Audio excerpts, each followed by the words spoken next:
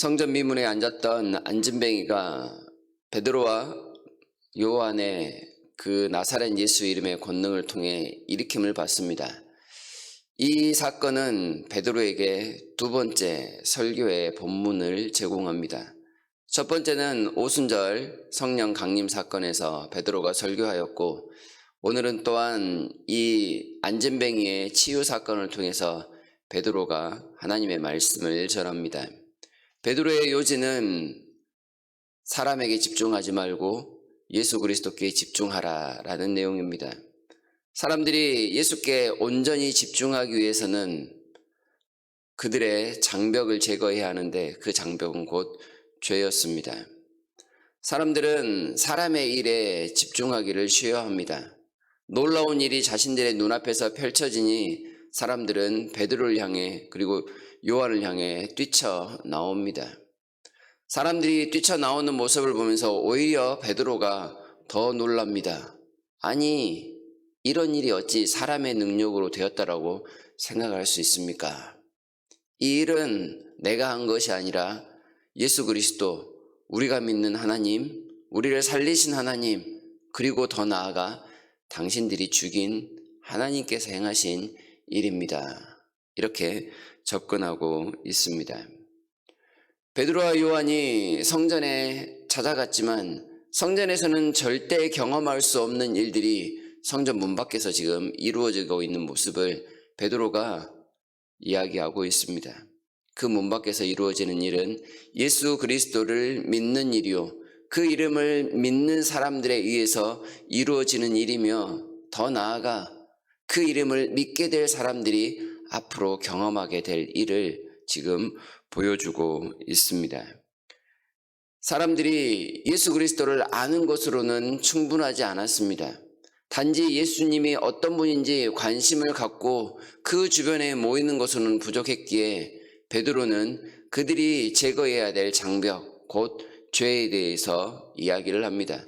그 내용이 13절부터 15절까지 나타나고 있는 내용입니다. 조상의 하나님이 예수를 영어롭게 하셨다라는 사실을 이 사람들이 알지 못했습니다.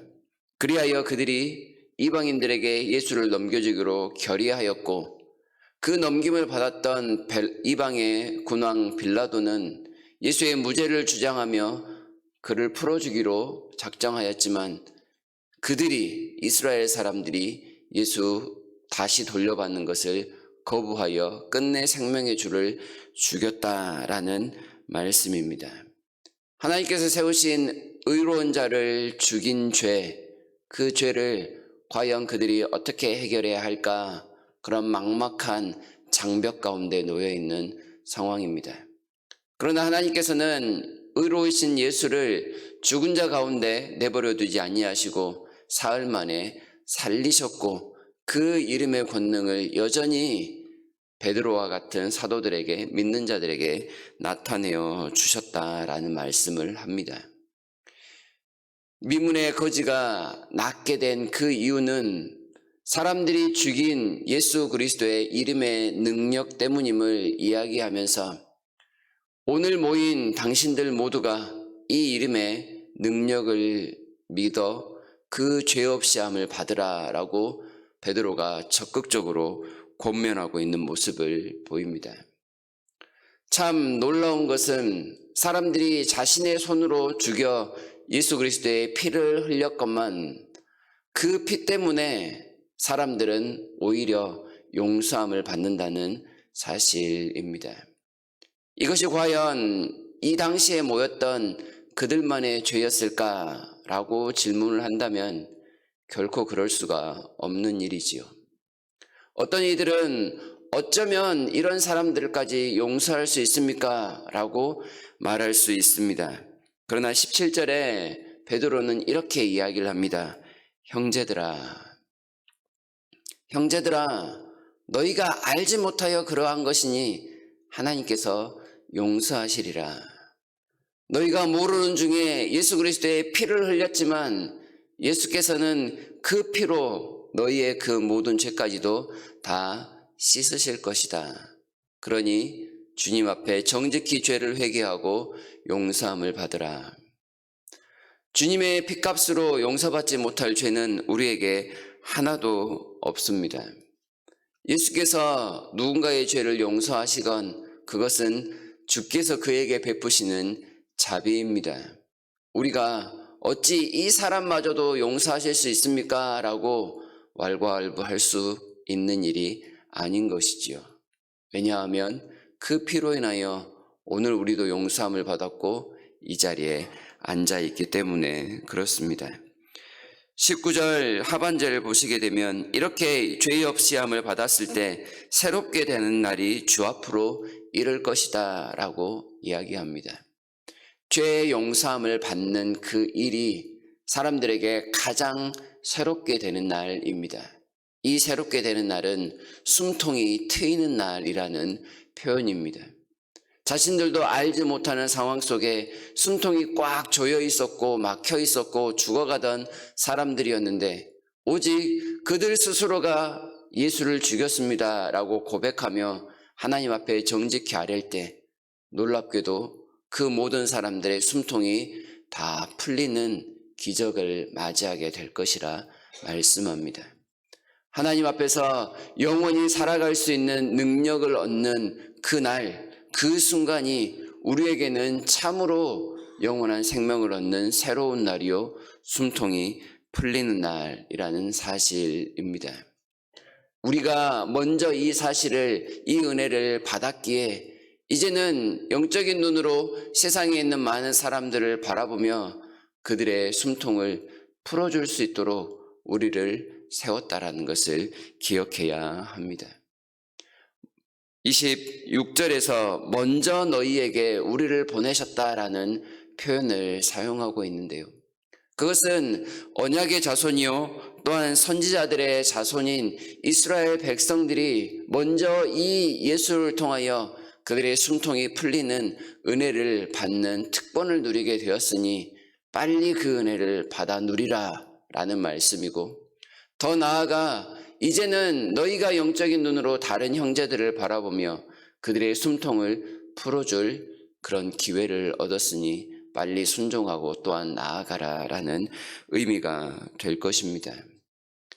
이스라엘 백성들은 선지자들의 자손, 언약의 자손입니다. 선지자들이 예고한 모든 내용이 예수 그리스도를 통하여 온전히 성취되었음을 바드로가 지금 힘주어 역설하고 있습니다. 언약의 자손, 아브라함의 언약으로서 지금 살아가고 있는 이들이 진정한 언약의 자손이 되기 위해서는 참으로 예수 그리스도 그분만이 우리의 삶의 주인이요 구원자임을 믿는 일을 통하여 이루어질 것을 가르쳐주고 있습니다. 이 사실을 알아야만 먼저 된 복받은 자요 그리고 그 받은 복을 나눌 수 있는 충분한 자격을 얻게 되었다라는 것입니다. 이스라엘 백성들은 먼저 받은 그 은혜에 감사하며 살아야 했고 그 감사함은 예수를 전하는 데까지 나아가야 합니다. 오늘 여기에 앉은 우리가 하나님께 바로 먼저 이 놀라운 은혜를 받은 사람들입니다. 우리의 부모로부터, 친지로부터, 누군가로부터 전도를 받아 이 자리에 앉아 있다 손 치더라도 그것은 아직 주님께로 돌아오지 못한 사람들을 위하여 먼저 우리를 불러 세우셔서 이 핏값의 은혜를 받게 하신 놀라운 하나님의 자비라는 사실을 기억해야 하겠습니다.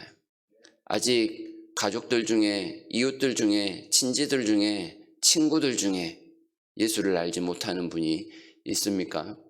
그렇다면 이 예수님을 전하는 것이 오늘 우리가 받은 은혜에 보답하는 일이라는 것을 꼭 기억해야 하겠습니다.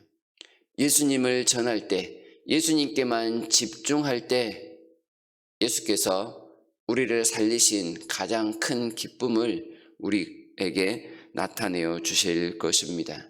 하나님은 이 일을 감당하도록 오늘도 우리에게 매일의 양식을 공급하실 것입니다. 먹고 힘내서 하늘로부터 내리는 그 양식으로 충만하여서 예수를 자랑하고 예수께만 집중하고 예수로 다른 사람을 살리는 일, 숨통을 풀어주는 그 일에 동참하도록 은혜를 주실 것이니 이 일에 넉넉히 참여하였으면 좋겠습니다. 적극적으로 예수를 전하는 일에, 더 나아가 우리의 삶을 보다 더 합당하게 살아가는 일에 최선을 다하시면서 복음의 증인으로서의 삶을 넉넉히 살아가시는 저와 여러분 모두가 되시기를 진심으로 바랍니다.